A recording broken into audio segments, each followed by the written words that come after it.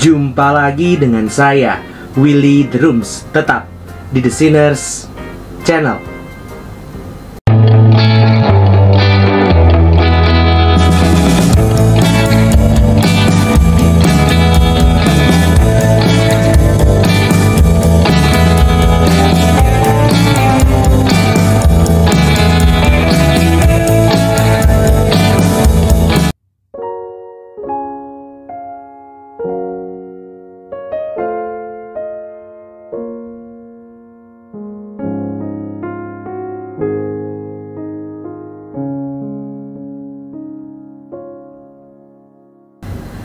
Dalam video ini, saya akan menelusuri cara pandang Agustinus mengenai pekerjaan non-gerejawi, atau yang secara kurang tepat sering kita sebut sebagai pekerjaan sekuler. Penelusuran ini saya kira berguna bagi kita di masa kini, khususnya di dalam pergumulan sebagai seorang Kristen yang merasakan tuntutan untuk mengikuti Yesus secara tidak separuh-separuh dengan tuntutan perut atau dapur yang harus dijaga tetap ngebul, sementara kita melayani Tuhan.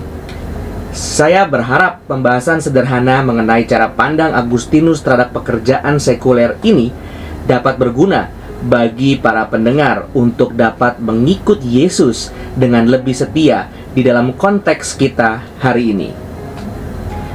Agustinus hidup di dalam era pra-industri. Sumber penghidupan utama masyarakat adalah terutama dari mengolah tanah dan memperdagangkan hasil bumi. Ini adalah sebelum masa Enlightenment, kala kepenguasaan orang terhadap alam sangat minim. Hidup di dalam era tersebut sangatlah tidak menentu. Nasib buruk dapat menimpa tanpa dapat diprediksi terlebih dahulu, baik yang berasal dari wabah penyakit, kegagalan panen, pergerakan harga yang tidak menentu, sampai peperangan regional. Mereka menggambarkan hidup sebagai roda keberuntungan, di mana orang yang paling kaya sekalipun tak berdaya di bawah sang takdir yang maha kuasa. Walaupun mereka mengembangkan berbagai strategi untuk membuat hidup lebih terprediksi dengan metode-metode pertanian yang semakin baik, namun tak ada seorang pun yang bermimpi untuk dapat mengubah suratan takdir. Semua faktor ini membuat masyarakat di abad pertengahan sangat mudah menerima bahwa hidup tidak berada di bawah kendali manusia, tetapi ditetapkan oleh Tuhan. Ide providence mendominasi pemikiran masyarakat, sementara ide progres sama sekali belum muncul. Jika seseorang percaya bahwa hidupnya ditentukan oleh Sang Ilahi lebih dari usahanya sendiri, maka hubungannya dengan Sang Ilahi itu akan menempati posisi sentral di dalam hidupnya. Itulah sebabnya otoritas keagamaan yang dianggap sebagai perantara Sang Ilahi dengan manusia memiliki kedudukan sentral dalam masyarakat di abad pertengahan. Dengan demikian, sangat penting bagi kita untuk memahami bagaimana reformasi gereja mempengaruhi cara pandang masyarakat Eropa tentang kehidupan sehari-hari dan usaha mencari nafkah. Pada permulaan masa reformasi, ekonomi masih merupakan cabang dari etika, dan yang dimaksud dengan etika adalah etika teologis. Transaksi ekonomi tidak banyak ditentukan oleh pergerakan pasar, tetapi lebih mengacu kepada standar moral yang ditentukan oleh gereja, yang pada masa itu memiliki otoritas sosial. Kondisi seperti ini sangat sulit dimengerti oleh orang yang hidup di era sekuler seperti kita. Seperti yang dikatakan oleh R.H. Tawney. Bagi para pemikir reformasi yang paling representatif pada abad pertengahan, sebuah filsafat yang memperlakukan transaksi perdagangan dan lembaga-lembaga masyarakat sebagai acu tak acu terhadap agama akan muncul. Tidak hanya tercela secara moral, tetapi secara intelektual tidak masuk akal. Memegang asumsi pertama bahwa otoritas sosial tertinggi adalah kehendak Allah, dan bahwa kepentingan duniawi adalah episode sementara dalam kehidupan roh-roh yang kekal, mereka menyatakan aturan-aturan yang harus disesuaikan dengan perilaku sosial orang Kristen, dan ketika keadaan memungkinkan, mengatur disiplin yang dengannya aturan-aturan itu dapat ditegakkan. Gereja menempati kedudukan sentral dalam masyarakat, termasuk dalam bidang ekonomi dan kerja di sepanjang masa reformasi, dan baru mulai kehilangan pengaruhnya sejak Enlightenment. Sepanjang abad pertengahan hingga Enlightenment, pandangan gereja mengenai pekerjaan sekuler dan maknanya mengalami pergeseran radikal. Pergeseran pandangan ini sangat berkaitan dengan perubahan radikal yang terjadi di dalam cara orang memandang kehidupan, khususnya kehidupan masa kini dan kehidupan yang akan datang. Tentang kerja sekuler, para pemikir dari abad pertengahan biasanya memahami pekerjaan menjadi dua hierarki, yaitu sakral dan sekuler. Dikotomi wilayah kerja yang bersifat hierarkis ini dapat kita temukan misalnya dalam ajaran Eusebius tahun 263 sampai 339, sejarawan gereja yang pertama sebelum abad pertengahan. Ia mengajarkan bahwa Kristus memberikan dua jalan hidup bagi gerejanya, satu di atas alam dan yang lain alamiah. Jalan hidup yang melampaui alam ini selamanya terpisah dari kehidupan yang biasa, merupakan jalan hidup Kristen yang sempurna, di mana orang mendedikasikan diri sepenuhnya untuk melayani Tuhan. Sedangkan jalan hidup yang kedua lebih manusiawi, lebih rendah, mengizinkan orang untuk memikirkan hal-hal yang sekuler seperti bertani, berdagang, dan melahirkan anak. Jalan hidup yang kedua ini memiliki kualitas kesalehan yang lebih rendah dibandingkan jalan yang pertama.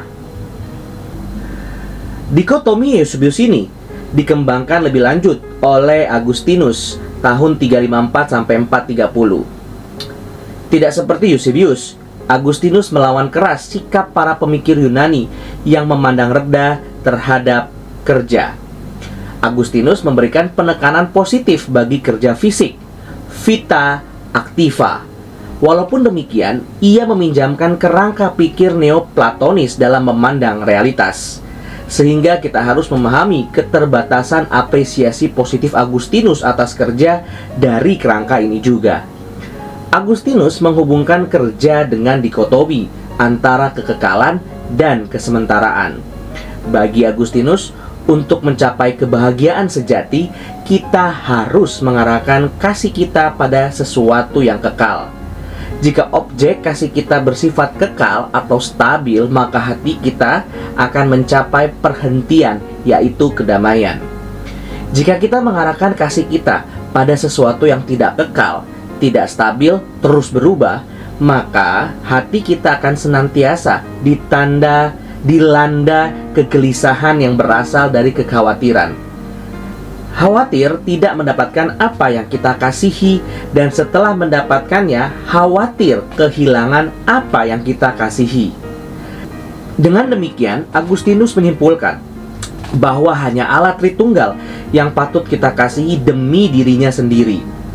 Orang lain hanya boleh kita kasihi demi kasih kita akan Tuhan. Sedangkan benda-benda yang sementara hanya boleh kita pakai, sama sekali tidak boleh kita kasihi. Berangkat dari pemikiran tentang objek kasih yang kekal dan sementara, Agustinus membagi kehidupan menjadi 3 bagian. Perenungan atau disebut vita contemplativa, kehidupan aktif atau kerja disebut vita activa, dan campuran keduanya. Perenungan berarti berdiam diri di hadapan Tuhan, menikmati Tritunggal, suatu kehidupan internal, suatu kondisi yang disebut oleh Agustinus sebagai sanctified leisure. Sedangkan kehidupan aktif berkaitan dengan keharusan yang harus dilakukan manusia untuk mempertahankan hidupnya di dunia ini, seperti makan, menanam gandum, membajak ladang, memperbaiki peralatan yang rusak. Suatu kehidupan eksternal.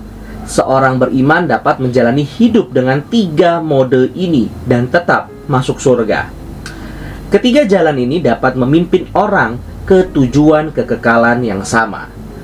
Bagi Agustinus, perenungan dan kerja adalah sama-sama penting di dalam dunia ini. Tak satu pun di antaranya yang boleh diabaikan. Agustinus mengatakan dalam City of God, apa yang tidak acuh tak acuh adalah bahwa dia mencintai kebenaran dan melakukan apa yang dituntut amal. Tidak seorang pun harus begitu berkomitmen pada kontemplasi, seperti dalam kontemplasinya, untuk tidak memikirkan kebutuhan sesamanya, atau begitu asik dalam tindakan untuk membuang kontemplasi akan Tuhan. Bagi Agustinus, para biarawan pun harus bekerja, kecuali jika sedang sakit. Tidak ada seorang pun yang dikecualikan karena semata-mata ingin membaktikan diri bagi doa, membaca mazmur dan firman Tuhan. Agustinus memandang kerja sekuler sebagai tugas yang diberikan Allah kepada manusia, bahkan sebelum kejatuhan. Kerja bagi Adam adalah tugas yang menyenangkan dan terhormat, bukan jerih payah, tetapi suatu kesenangan yang menyegarkan. Baru setelah kejatuhan, kerja sekuler menjadi hukuman bagi Adam. Untuk dapat memahami hubungan antara vita activa dan vita contemplativa di dalam pemikiran Agustinus secara tepat, kita harus mengingat bahwa bagi Agustinus, hidup yang sekarang ini tidak boleh dipandang sebagai tujuan akhir. Agustinus sering memakai metafora perjalanan seorang musafir dan sekolah untuk menggambarkan hidup sekarang. Dunia ini harus kita pandang sebagai padang gurun yang kita lewati dalam perjalanan menuju Kanaan, di mana kita mendapat perhentian kekal. Kita tidak boleh menjadi kerasan di dalam perjalanan. Kita harus terus merindukan rumah kita di surga kekal. Yang dimaksud oleh Agustinus dengan kehidupan kini sebagai sekolah adalah vita activa yang harus kita kerjakan di sini berguna untuk membentuk karakter rohani. Kerja sekuler memiliki kekuatan untuk menyucikan kebiasaan-kebiasaan dosa, dan dengan demikian dapat menolong orang untuk mencapai hal-hal yang bersifat kekal. Kerja dapat melatih askese seseorang untuk membuang kesombongan dan melatih kerendahan hati. Dengan demikian, kerja, yaitu vita activa, berfungsi sebagai sarana mencapai hal-hal yang bersifat kekal. Selain itu, kerja sekuler juga berguna untuk mendukung kelangsungan hidup yang sekarang ini yang diperlukan untuk memungkinkan terjadinya vita contemplativa.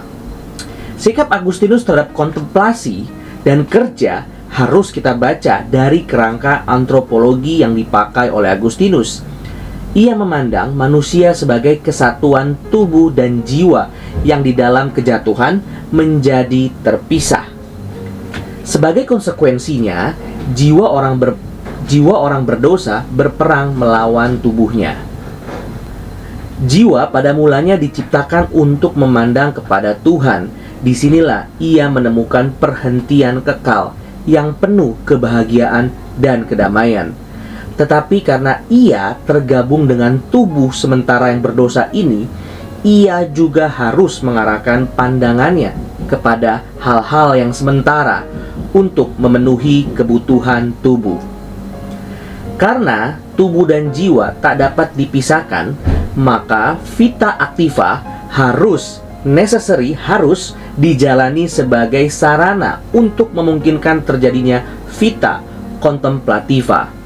Jadi di sini kerja berfungsi sebagai fasilitator bagi vita contemplativa yang pada dasarnya lebih baik, melior pars. Di sini Agustinus mengacu pada kata-kata Yesus kepada Maria dan Marta. Dengan demikian, Agustinus tidak pernah memandang pekerjaan sekuler sebagai tujuan dalam dirinya sendiri, and in itself, tetapi sebagai sarana, means, untuk mencapai suatu tujuan yang lebih tinggi, yaitu penyucian yang akan bermakna kekal. Sedangkan perenungan dipandang sebagai cicipan kenikmatan surga selama di dunia ini. Sementara cinta kebenaran, caritas veritatis, mencari waktu luang yang dikuduskan, otium sanctum, kontemplasi, perlunya cinta, necessitas caritatis, menuntut penerimaan yang rela atas kewajiban sosial dan ekteris kita. Walaupun dalam elaborasi lebih lanjut, Agustinus memberikan penghargaan yang baik atas pekerjaan sekuler sebagai sarana bagi tujuan-tujuan rohani, pandangan Agustinus mengenai pekerjaan masih menggemakan dualisme antara pekerjaan sakral dan sekuler yang kita jumpai dalam pemikiran Eusebius. Dualisme begini masih akan mewarnai pandangan para pemikir di abad pertengahan, sampai munculnya kritik atas dominasi gereja dan trivalisasi kehidupan sekuler. Kritik-kritik itu muncul mulai dari gerakan devotio moderna di akhir abad pertengahan, kebangkitan humanisme dan reformasi dari Martin Luther, sampai dengan kritik destruktif dari golongan sekularis anti-gereja yang banyak mewarnai pemikiran mengenai kehidupan dan letak pekerjaan sekuler dalam kehidupan manusia dari para pemikir Enlightenment. Terima kasih. Tuhan Yesus memberkati.